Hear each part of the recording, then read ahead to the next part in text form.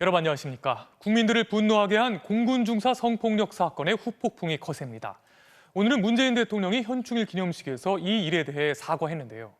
문 대통령은 억울한 죽음을 낳은 병영 문화의 폐습이라며 국민들께 매우 송구하다고 밝혔습니다. 또 직접 고 이중사의 빈소를 방문해 거듭 엄중한 조치를 강조했습니다. 보도에 엄지인 기자입니다.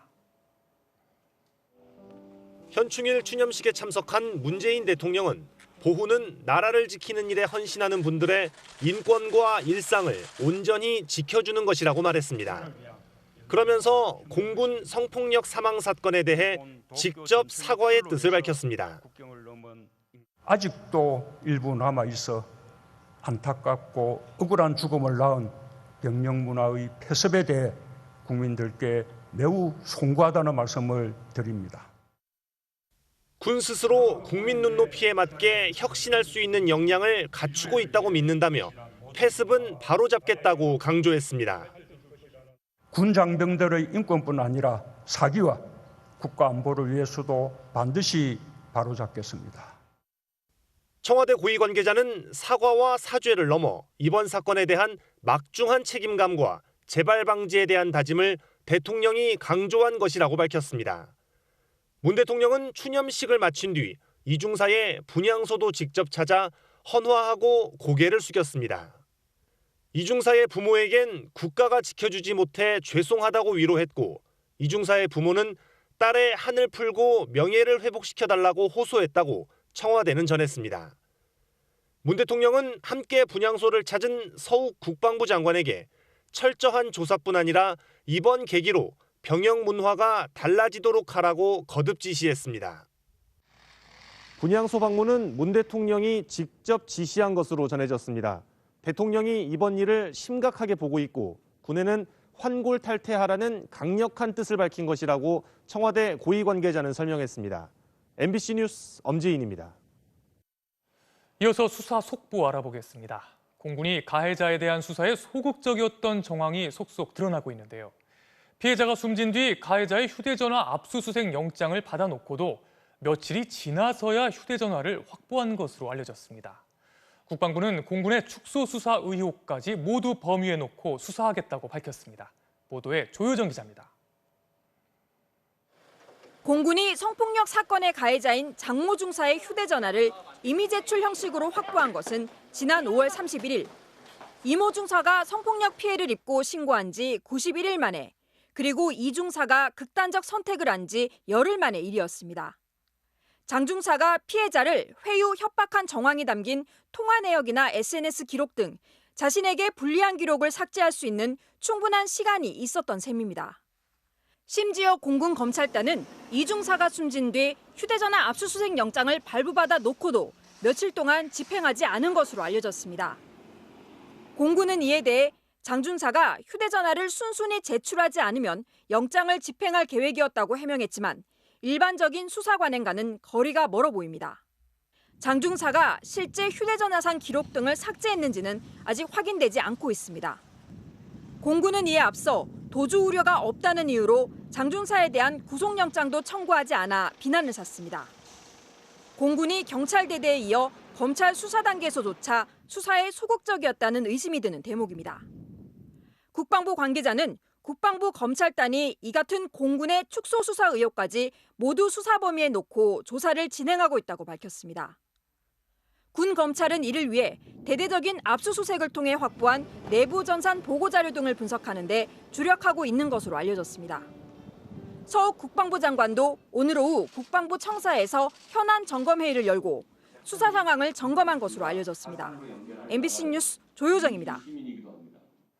이 중사가 결국 극단적인 상황에 이른 데에는 성폭력 사건 이후 지속된 2차 가해가 큰 이유가 됐습니다. 당시 군 안에서 이 중사에 대한 2차 가해가 집요하게 계속되는데도 이에 대한 처벌은 제대로 이루어지지 않았는데요.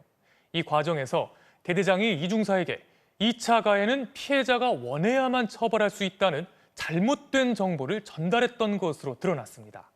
임상재 기자의 단독 보도입니다.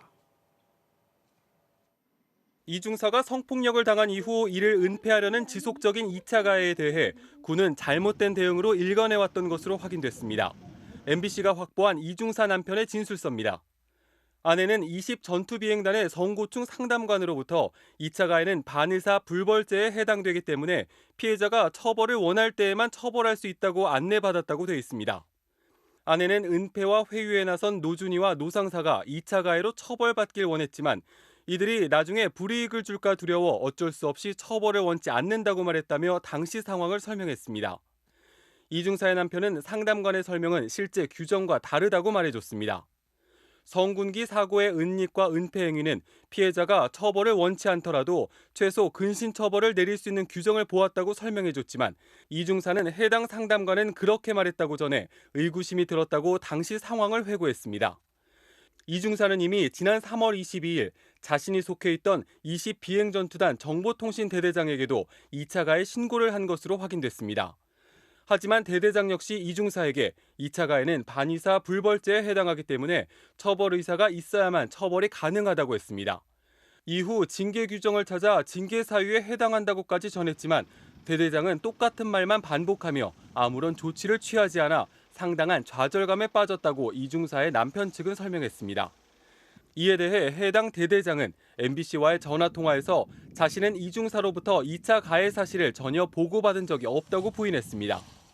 국방부는 이중사의 직속 상관 등 보고라인의 2차 가해에 대해서도 집중 수사할 방침인데 사건 자체를 은폐하려고 했던 노준이와 노상사 외에도 2차 가해 혐의를 받는 인물들이 추가로 나올지 주목됩니다. MBC 뉴스 임상재입니다. 다음은 코로나19 소식입니다. 백신을 맞으면 여러 가지 혜택이 있죠. 하지만 어르신들은 백신을 맞았어도 어디 가서 이걸 증명하기가 쉽지 않은데요.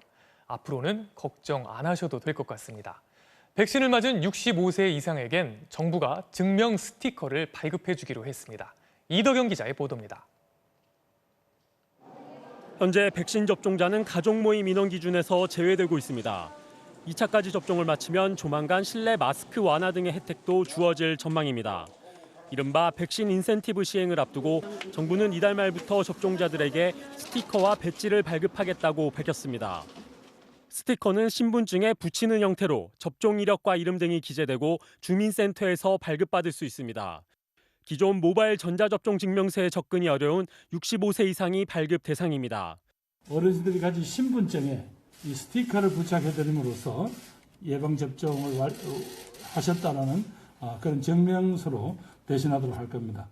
오늘 0시 기준 신규 확진 환자는 556명, 유치원과 술집, 노래방과 교회 등 일상 속 산발적 집단 감염은 여전합니다.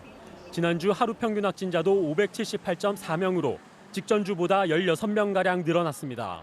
반면 60세 이상 일일 평균 확진자는 직전주보다 소폭 감소했지만 이게 백신의 효과인지는 지켜봐야 한다는 게 정부의 판단입니다.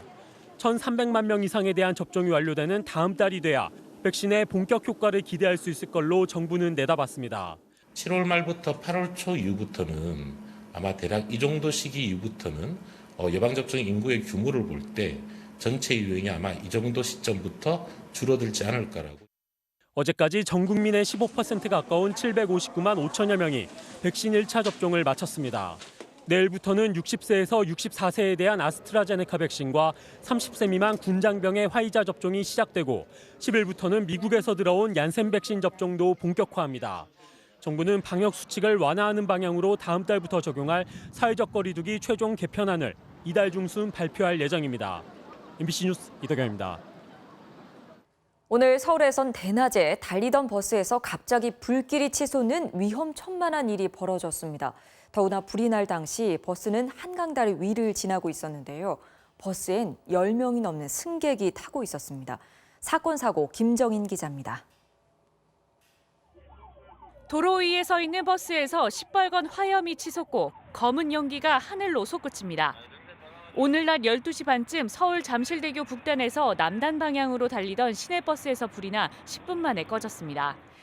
갑자기 이상을 느끼셨는지 기사님이 한번 정차하시더니 내려서 살피시더라고요. 잠실대교를 건너다가 연기가 나서 승객들을 모두 내리라고 하셨어요.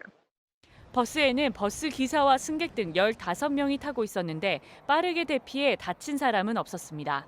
소방당국은 엔진 과열로 불이 난 것으로 보고 정확한 화재 원인을 조사하고 있습니다. 어제 오후 2시 반쯤 경북 포항 대송면의 한 폐기물 매립장에서 소각로 시설이 폭발했습니다. 이 사고로 소강로 근처에서 일하던 46살 김모 씨 등 3명이 심한 화상을 입어 병원으로 옮겨졌습니다.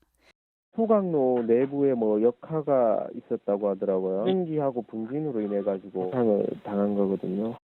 경찰은 작업자들이 막혀있던 소강로 시설을 고치던 중 갑자기 폭발이 발생한 것으로 보고 정확한 사고 경위를 조사하고 있습니다.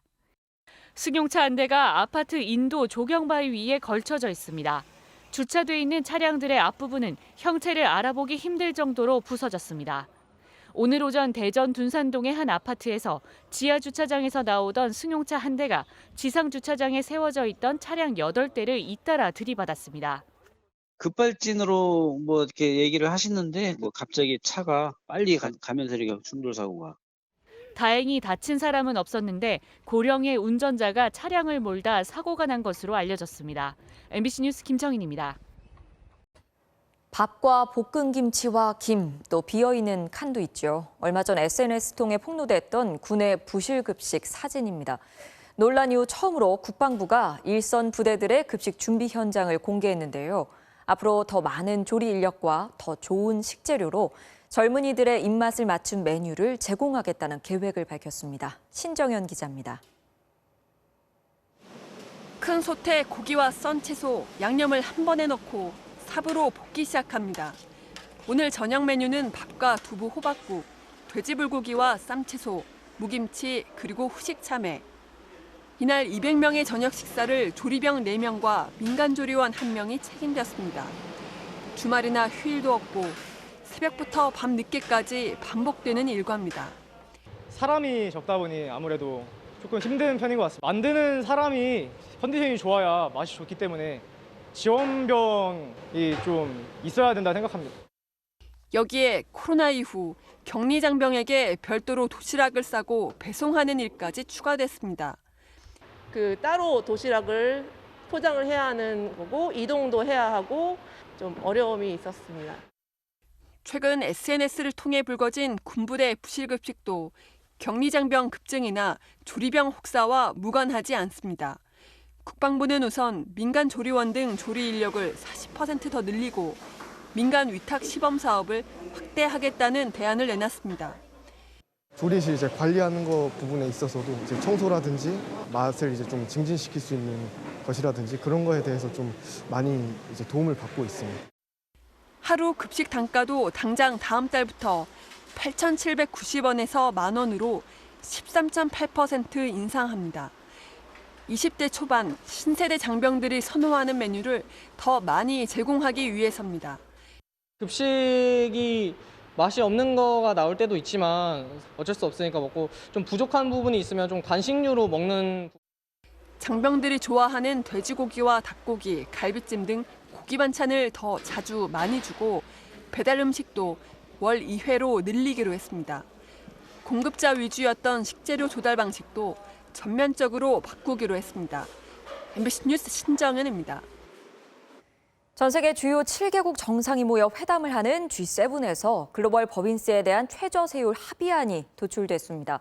또 다국적 기업들이 본사가 위치한 곳이 아닌 실제 수익을 얻은 국가에 세금을 내도록 합의했는데요. 구글이나 페이스북 같은 글로벌 IT 기업에 추가 과세가 가능해질 것으로 보입니다. 이문현 기자입니다. 구글 코리아가 올해 처음으로 공개한 지난해 매출은 2,201억 원, 영업이익은 155억 원입니다. 하지만 이 액수는 빙산의 일각에 불과합니다. 구글 코리아가 지난해 한국에서 앱마켓으로 벌어들인 매출만 5조 원으로 추정되는데 모두 싱가포르에 있는 구글 아시아 퍼시픽 매출로 잡혔습니다. 글로벌 IT 기업이 법인세율이 낮은 곳에 법인을 세워 세금을 줄인 것은 어제 오늘 일이 아닙니다. 법인이 있는 곳에서 세금을 부과하는 현 제도 때문입니다. 하지만 앞으로는 이런 조세 회피가 어려워집니다. 주요 7개국 재무장관들이 공동 성명을 내고 전 세계 130여 개 국가의 법인세율을 최소 15%로 올리기로 했습니다. That global minimum tax would end the race to the bottom in corporate taxation and ensure fairness for the middle class and working people in the US and around the world. 법인세 일부는 IT 기업들이 서비스를 제공하는 국가에서 부과하기로 했습니다. 매출 100억 원인 기업의 영업이익이 12억 원인 경우 영업이익의 10%를 제외한 2억 원의 20%는 사업을 한 국가에서 법인세를 부과하도록 합의했습니다. 이렇게 되면 한국에서 영업이익이 높은 구글, 페이스북, 넷플릭스에 한국 정부가 직접 과세할 수 있게 됩니다. 매출이 많이 발생하는 국가들이 본사가 다르다는 이유 때문에 조세 수입이 없었는데 이제 이번에 조세 수입이 생길 수 있는 어떤 하나의 좀 발판이 마련됐다. 관건은 과세 대상 기업의 기준입니다.